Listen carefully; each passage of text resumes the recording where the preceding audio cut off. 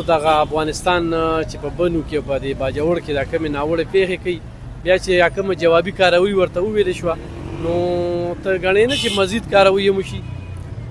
یاره زه خپل آرمي ته اپریشیټ کوم، سلوټ ورته کوم چې ماشاءالله لکه تاسو وګورئ په بنو کې زمونږ کرنل لاړو.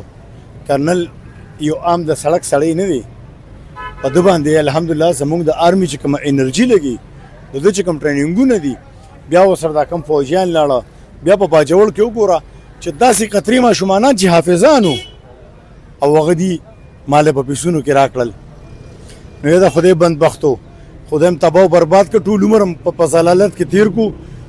سم شی پوهه ته چا نه واخلې چې خپله پوهه هم نشته چې دا تاسو دا ظلم کوي او تاسو بیا زمونږ تاسو هم پښتانه او راځئ په پښتنه خاوره کې دا تاسو دا لوبه کوئ. نو ماشاءالله آرمي چې کوم جواب ورکو صندورې پکې هیر کو د انډیا والا نه انشاءالله او داسې کو دی پوهه نشو د دې سره. نو بیا انشاءالله زمونږ آرمي او تاسو به کتلي چې الحمدلله زمونږ آرمي سره چې کوم ډیجیټل سیسټم دی چې کوم هغې ټارګېټ کوي نو هغې په عام بمباري ټارګېټ نه ده کړی.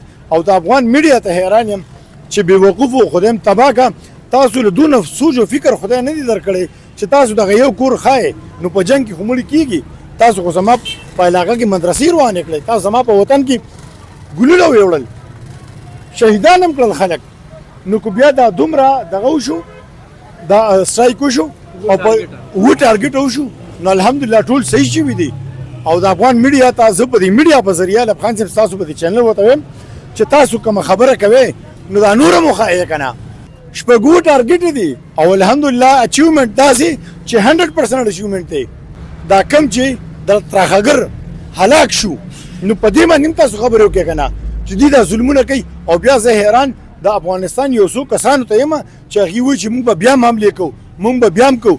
نو د کمزوري کنځله او د زورور وال انشاءالله د پاکستان آرمي ثاني زه وایم چې د امریکا فوج هم نشي کولی ځکه چې د دوی سره هتیار هم شته خو الحمدلله د ایمان قوت هم شته.